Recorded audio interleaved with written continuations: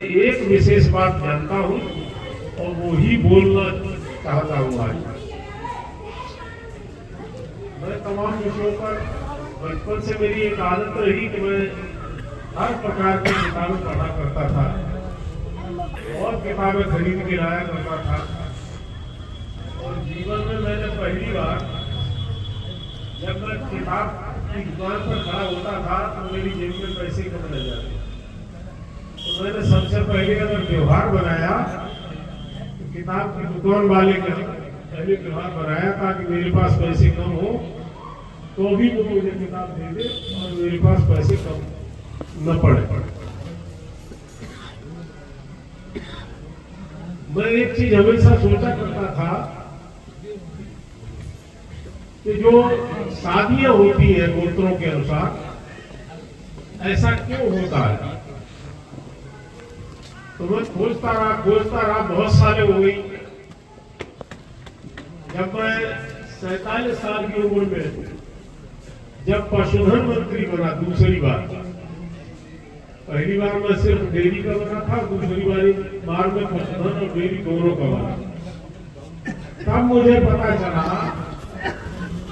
कि जो हमारे एक बात कही जाती है, सत्यप्रकाश जी बताएंगे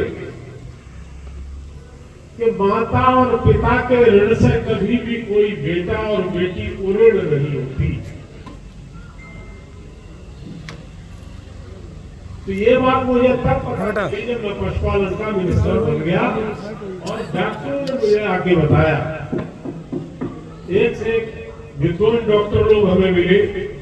4.25 वर्ष में मिनिस्टर था। तो तब मुझे पता चला कि प्रत्येक पुत्र और प्रत्येक पुत्री के शरीर में माता और पिता का 50-50% खून बहता है।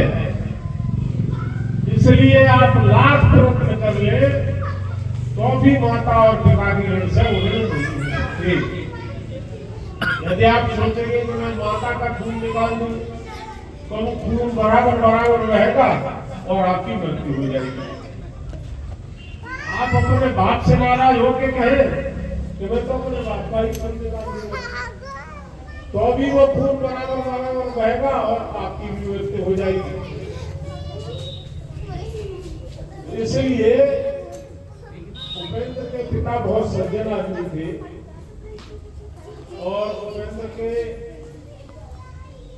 पिता से कतई कम सज्जन आदमी उपेंद्र के बाबा नहीं थे। और मेरे पिता के तो जिगरी दोस्त थे। बाबूजी राजा राम जी को मैंने बचपन में टपुआ में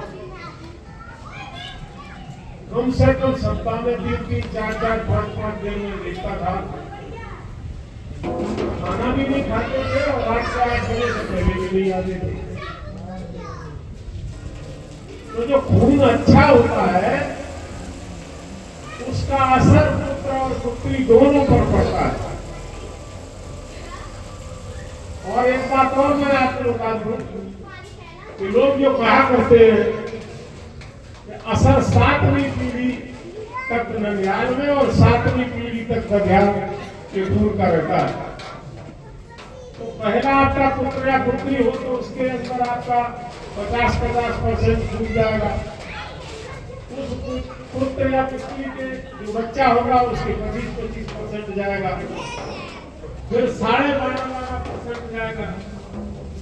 फिर 6.25% जाएगा। फिर 3% जाएगा। फिर 1.5% जाएगा।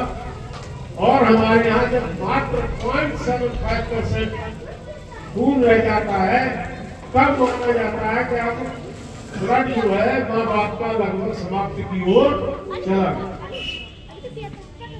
मैं समझता हूँ आज तक यहाँ जितने लोग बैठे हैं अगर मैंने नहीं बताया होगा तो शायद किसी को जानकारी नहीं हुई। और उपेंद्र बहुत बढ़िया है, इसकी माँ बहुत बढ़िया है, इसके पिता बहुत बढ़िया थे, इसके पिता बहुत बढ़िया थे, माँ बहुत बढ़िया थी।